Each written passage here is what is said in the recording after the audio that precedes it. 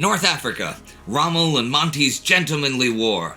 Well, if not exactly gentlemanly, certainly more gentlemanly than it is in other theaters. But why do the Allies in the Axis have more respect for each other here? Maybe it's because they're fighting a common enemy, the desert itself.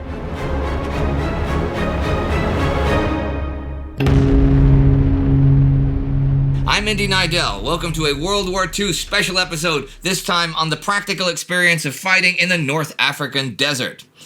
I've covered the war here quite a bit, and we've done specials and a gallery on military leaders of North Africa, and Chieftain has done multiple dives into the armored fighting vehicles there. Today, I thought it would be a good idea to look at the personal side of things. How do the men cope with fighting in this unforgiving environment?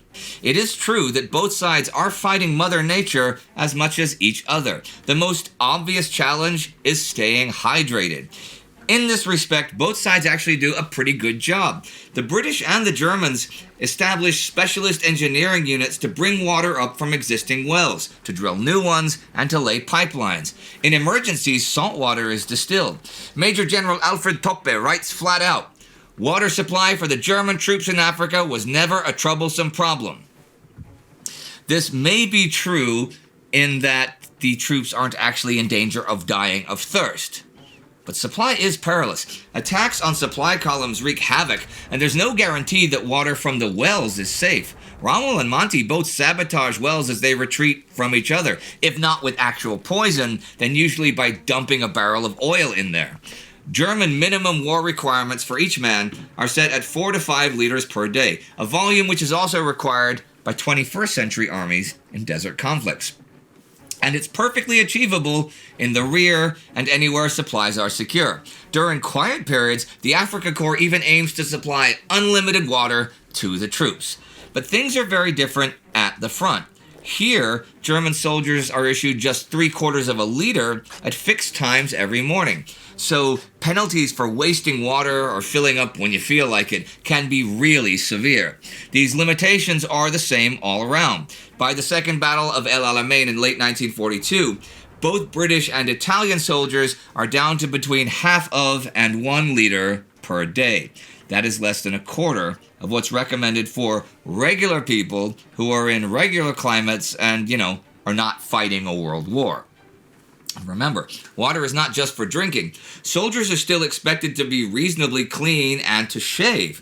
When the British are in their trenches, they are supplied by a network of porters who deliver water and tea each morning. After this, they carry out a ritualistic washing routine. An 8th Army soldier recalls, 4 of us would each give half a mug of water, and then we would toss for first go. By the time the 4th man had had his wash and shave, there wasn't much water left. Teeth were cleaned in a little drop of fresh water in a mug. Some used a mouthful of tea, although some men brushed dry so as not to waste water.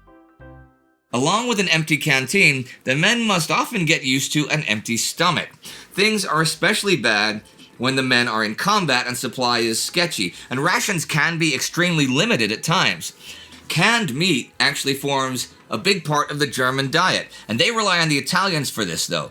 And they can be pretty scathing in their critique, which is interesting, Germans criticizing Italian food. But they do have a point in this case. The quality and the thickness of the metal in the cans declines as the war drags on, causing the meat to spoil more easily. The Italians stamp their tins with AM for Amministrazione Militare. Africa Corps men invariably refer to the foul contents as alte man, old man, or even asinus Mussolini, which while technically is more like Mussolini's donkey, they really mean it as Mussolini's ass.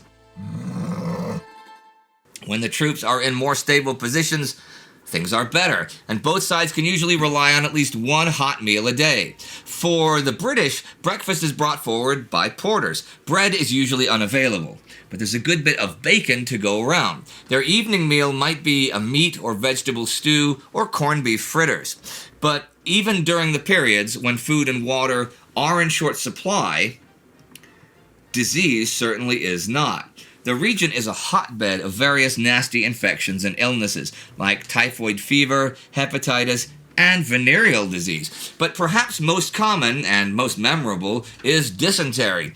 This is a bacterial infection of the intestines that causes sickness, bleeding, and diarrhea, and it is rife among the armies. Sand and flies swirl around carrying all sorts of germs from the latrines, from the animals, from the dead, and the men are already weakened by poor nutrition and struggle to keep themselves clean. Colin Moon arrives in Egypt in July 1942 with the Black Watch, and his regiment is soon struck down with this grim affliction.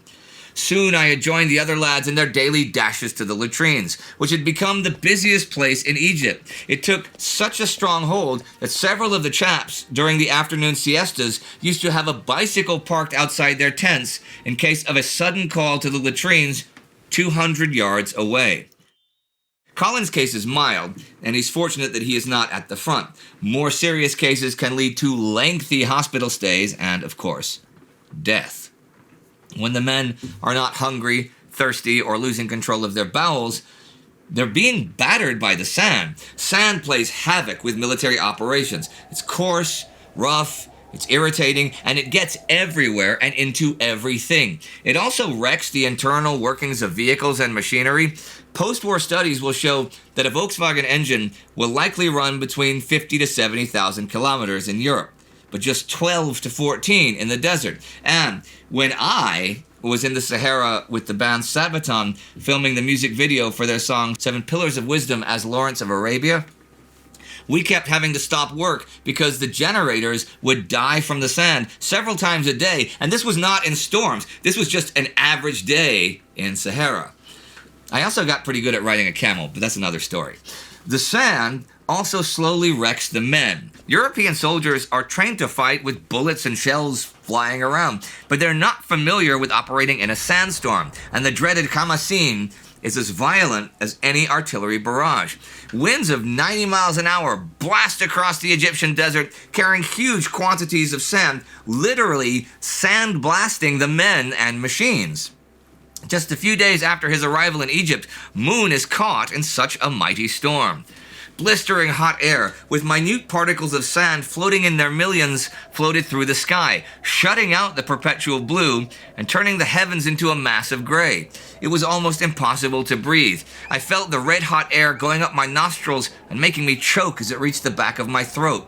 Huge sand spouts wended their way from the earth to the sky. I hurriedly dived out of their path. On one occasion, I was too late and was caught in a whirling column of sand, which torched me like a blast from a furnace, making me gasp frantically for breath. Well, in spite of all the danger, life there is not all bad. Soldiers come up with clever ways to entertain themselves. During rest behind the lines in August 1942, an Italian Alpini officer, Major Paolo Dominioni, and his troops come across an ancient Roman amphitheater and decide to put on a show. From among their number, they find actors, directors, musicians, scene painters, costume designers. The cast of characters is eclectic, inspired by memories of Italy, but also by their new desert home and their opponents. One man plays a brown-eyed belly dancer, another an Englishman, another a gangster, and there are also some playing Arabs, Brianza peasants, and country maidens. The entire battalion is invited to the performance. Dominioni writes of the comradeship beneath the hot sun. There they sat, one beside the other like seeds in a pomegranate. Later the battle would disperse them. There would be platoons, patrols, pairs, solitary individuals, each with an individual task and individual destiny. But for the moment they were united in laughter and in their attention on the stage.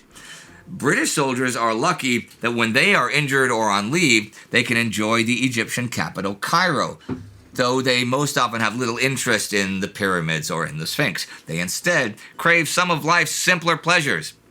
Their first port of call is usually a hot bath at whichever hotel they're staying at, a drink of water that doesn't taste of gasoline or chlorine, and of course, plenty of cups of tea.